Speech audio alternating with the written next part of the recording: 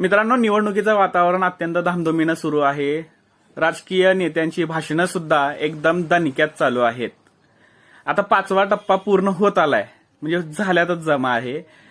आणि यामध्ये राजस्थानमध्ये नरेंद्र मोदीजी यांच्यावर मुस्लिमांविरोधी द्वेषपूर्ण भाषण केल्याचा आरोप दाखल झाला होता, म्हणजे विरोधकांनी दाखल केला होता. आणि त्याच्यावर पोलिसांनी काय ऍक्शन घेतली ही कुणालाच माहित नाही. पण आता दिल्ली हायकोर्टानं राजस्थान पोलिसांना त्यांचा जबाब की तुम्ही त्या द्वेषपूर्ण भाषणावर, म्हणजे नरेंद्र मोदी यांनी दिलेल्या द्वेषपूर्ण भाषणावर काय ऍक्शन घेतली हे सादर करा, असं डायरेक्ट खडसावून विचारलेलं आहे.